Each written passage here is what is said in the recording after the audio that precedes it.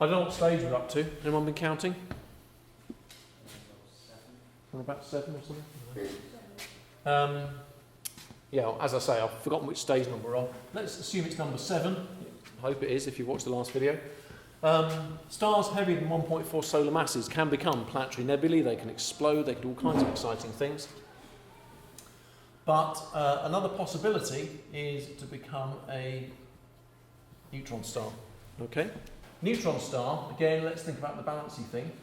So you've got a star which is now very, very small. Remember, a white dwarf is about the size of the Earth. So if you're a white dwarf star, you're a star that's compressed to about the size of the Earth. Okay?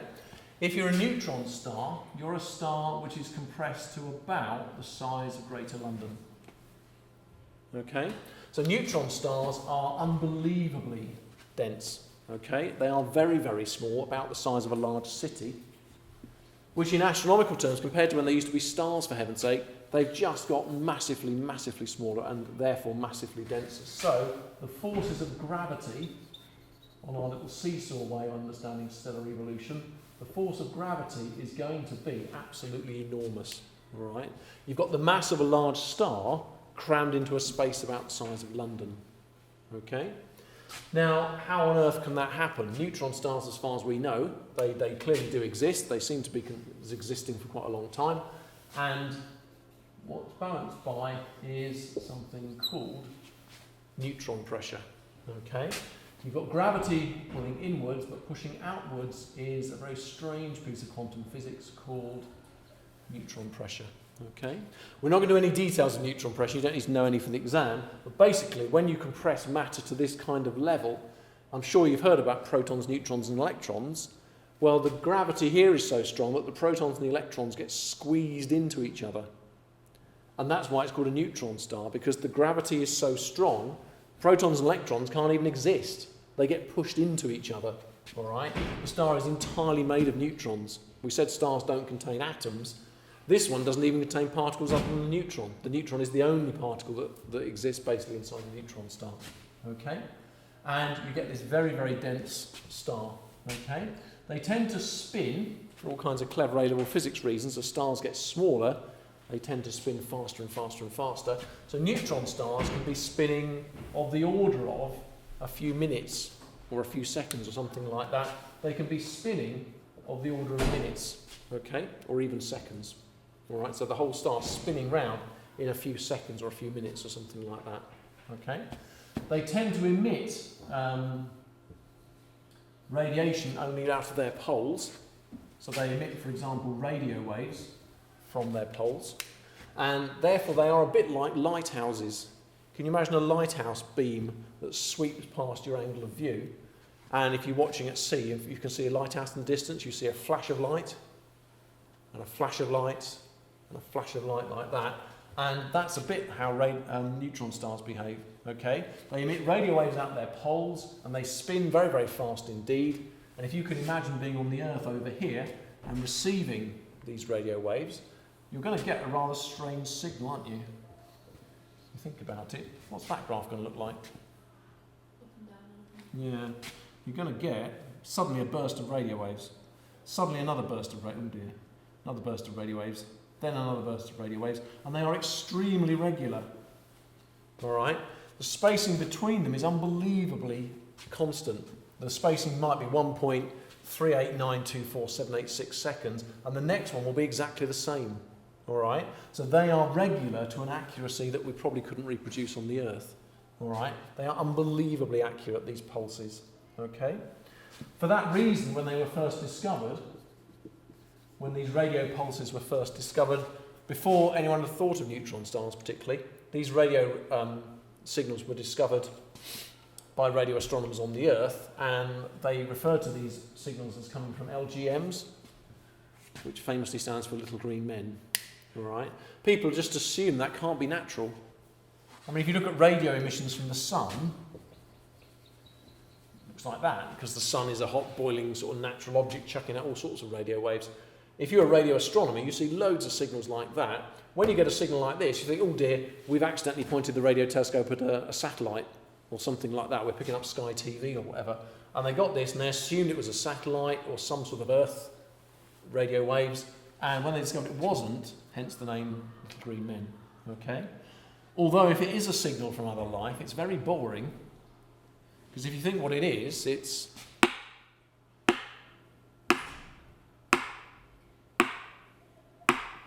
get the idea? There's no information, is there? If it was Morse code, what would it sound like? Do you follow? You might think, gosh, that's a signal, is it? That's someone trying to communicate. If this was aliens trying to communicate, it's a very boring signal because there's just no variation. To like many decimal places, the time period is exactly the same. It's utterly regular. Okay? People gradually realised that they weren't actually aliens. They're still to this day referred to as pulsars because of the name. All right? Neutron stars are a nice example of something that was discovered before the theory was worked out. So they had these names, LGMs and pulsars and stuff like that. Don't be confused by that. Neutron star, pulsar, LGM, they're all the same thing. Okay? But based on the radio signals that were picked up, okay, and what we now know from theory that they actually are. Okay? You can see on the screen there's an artist's impression. Obviously it's not a real photograph. It's an artist's impression of what we think life might be like near a neutron star. But as I say, unbelievably strong gravity. Right, the final stage in the evolution of a star, for stars, again, that carry on being crushed past the neutron star phase, is to become, which must presumably be stage 8 rather, is to become a black hole. Okay. If you take something like a neutron star, then a quantity worth thinking about is what's called its escape velocity. Okay. The escape velocity of the Earth is about 11 kilometres per second. So if I throw something into the air at less than 11 kilometres per second, it comes back down. It makes a bit of an attempt at escaping, but pretty quickly gravity wins. Okay? If I throw it a bit faster, then as you can see, it gets a lot further, but it comes back anyway. All right? If I could throw this pen, interestingly, almost any direction except down, if I could throw this pen at 11 kilometres per second, then its kinetic energy would overcome the Earth's gravity. That's not very good physics, though, is it? And would then escape. Okay? And that's what we call an object's escape velocity. Okay? You can probably imagine the escape velocity of a neutron star is extremely high. All right? 11 kilometres per second for the Earth is going to be much, much bigger than that for a neutron star. If you were on the surface of a neutron star, you would have to leave at an enormous speed to be able to get away from this immense gravity. Okay? Now, what can happen eventually, I think you can see, as these stars get smaller, white dwarf and then neutron star, as the star gets smaller and smaller and smaller, it gets denser and denser and denser, and its escape velocity basically just goes up and up and up. But as you know, there's a sort of a cosmic speed limit, faster than which you cannot go, called the speed of light. Okay? There will come a point, and this was actually pointed out quite early on, not long after Newton's laws of gravity were written. Depends which country you're in. In France, it's Laplace, the famous French mathematician. In this country, it's John Mitchell. But people, fairly soon after Newton, realised that it would be possible to have a star where the escape velocity was so high that it was equal to the speed of light. Okay? At the time, they didn't think much more of it, except the star would be invisible. They were quite taken by that. We now know that the speed of light is a bit more fundamental than that. It's not just that light couldn't escape. As you know, from Einstein's relativity, you can't physically nothing can go faster than the speed of light. But the principle is the same. For a black hole, the escape velocity, which is linked to the gravity and the density, has risen to such a point that not even light, or therefore anything else, can actually escape from it. Okay?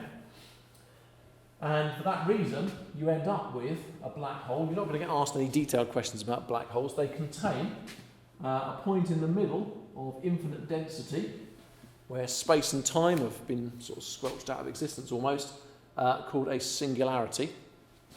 And around that, depending on the mass of the black hole, the size of this region, there is a region called the event horizon. That's the point where escape velocity is equal to the speed of light. In theory, if you're this side of the event horizon and you can travel very close to the speed of light, then yes, you could escape. Once you reach the event horizon, the escape velocity becomes equal to the speed of light, and therefore you, light, and nothing else can possibly escape.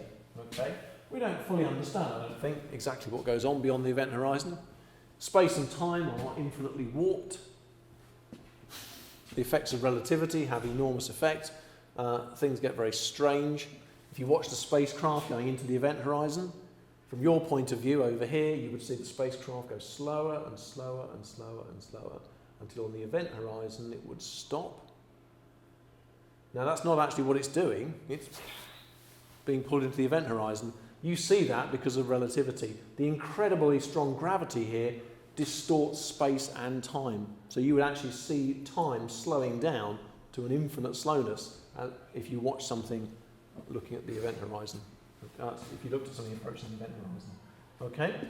So again, we don't need to know too much about that for the GCSE, but in principle that's what's happened. You've now got a situation where nothing can escape. Okay? The obvious question then, if black holes are what they say they are, black holes basically, then how on earth can anybody detect one? Okay? If they don't emit any radiation, anything that falls on their surface is not radiated out, hence the name a black hole. They are completely black. Anything that falls in doesn't come back, whether it's light or anything.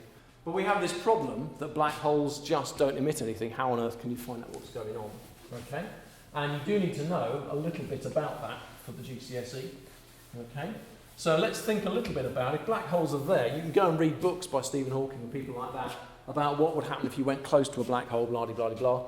And that's fantastic and very interesting and not needed for the GCSE. But the question is, more interesting one for the GCSE is how you detect black holes. Now, one way of doing this, if you think, well, we've got a black hole here, okay, what you sometimes find is stars which are doing that. You sometimes find stars which appear to be orbiting nothing. Now, obviously, from the Earth, with telescopes, we can't actually see that system. But what we see is the light from the star pulsating, changing, which shows us that the star is moving round. And what you can sometimes find is very big stars orbiting something with a period of a few days. So we can detect stars out there which you can tell from their light are clearly going round something. Now, the Earth takes a year to go around the Sun, and the Sun isn't a very big star. If you've got a star orbiting something else, tell me about the mass of the something else. Must be enormous, mustn't it? This thing in the middle that we can't see, because the star appears to be orbiting nothing. You don't get any other radiation. There's nothing else appearing to be there except the star. It appears to be orbiting something. There's nothing there, but it must have an enormous mass. To get a star to go round, not a planet, not even a big planet like Jupiter, but a star to go round nothing, the nothing must have an enormous mass. And if it's going around once every few days, how big must the orbit be? Pretty small. So you've got a fairly small space inside this orbit. There isn't very much room. There must be an enormous, an absolutely colossal mass in here for a star to be orbiting it really fast. It's like Mercury has to go around 88 days, doesn't it? Because it's closest to the sun's gravity. We can wander around in just a year because we're at a sort of a bigger distance from the sun, aren't we? But if you go around in a few days, this thing must be orbiting nothing, and the nothing must be incredibly massive, okay? And therefore, this is, if you like, indirect evidence for black holes, okay? You can tell from the spectra, the spectral lines of other stars, that some stars are clearly orbiting nothing, which means that the nothing must be very dark and very massive, and therefore black hole is the obvious contender, okay? Now, there are other ways of detecting them, because if you are a black hole, there's a black hole, and you've got stars nearby, the gravity is so strong that the star won't just orbit round, the gravity will start to pull bits of the material off of the star, okay? And this material kind of spirals down, a bit like water and stuff going down your plug hole, all right?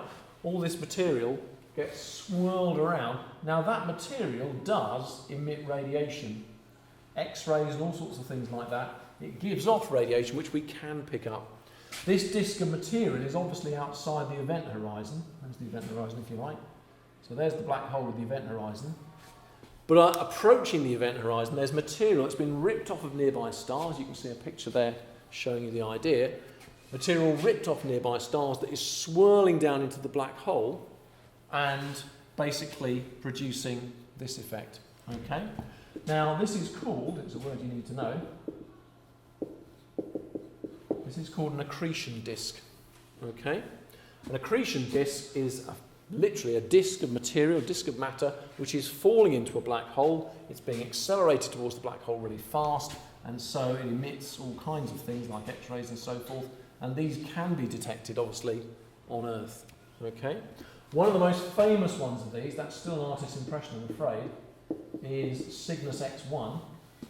When the first radio telescope measurements of space were taken, shortly after the Second World War, and there hangs the tale. Why do you need rockets to take X-ray measurements? X-rays don't get through the Earth's atmosphere. So if you wanted to, there were no X-ray measurements taken until somebody in Germany invented the rocket during the Second World War. After the war, they were used to take X-ray measurements. And if you do that, what do you find? You find a big yellow thing in the sky every day producing tons of X-rays called the sun. And then you find another very bright X-ray source in the constellation of Cygnus the Swan. There is a very, very strong X-ray source with extremely powerful X-rays coming out. Okay? This is an artist's impression of what's known as Cygnus X1, which we believe to be a fairly big star having material ripped off it and falling down into the accretion disk. Okay? And as I say, Cygnus X1, we believe the very strong X-rays from that system are the result of matter falling, being pulled off one star and falling into the black hole. Okay? So you can detect them by their gravitational effect. You can detect them by what's called their accretion disk, because although the black hole doesn't give out any radiation, the accretion disk, which is much bigger, around the black hole, may well be giving out that. Okay? Now, another place where you get lots of stars very close together, of course, is the centre of a galaxy. If you think about a galaxy like the Milky Way, as you probably know, it's 100,000 light years across. In one of the spiral arms is a very boring little star called the Sun, which we're orbiting. Okay? The centre of the galaxy, if you look, I'm sure you've seen pictures of galaxies, they all have this bulge at the centre, this clump of stars at the centre. Now, if you think about it there, you've got lots and lots of very big stars very, very close together. It wouldn't be too difficult to get the escape velocity equal to the speed of light. And we now believe that all galaxies, okay, this is a piece of astronomy which has been worked out in the last few years, really. We now believe that all galaxies contain at their centre a supermassive black hole. All right? Not because a single star has collapsed to a very small size, but because you've got so many big stars unnaturally close to each other at the centre of the galaxy, that will reach a point where the escape velocity hits the speed of light and you produce a black hole. All right? So the centre of the galaxy, we think, is material heading towards the black hole, again radiating, and that's why it's small and dense and very, very bright. Okay? But these are what happens when single stars become black holes. This is when you get lots of stars together to become a black hole.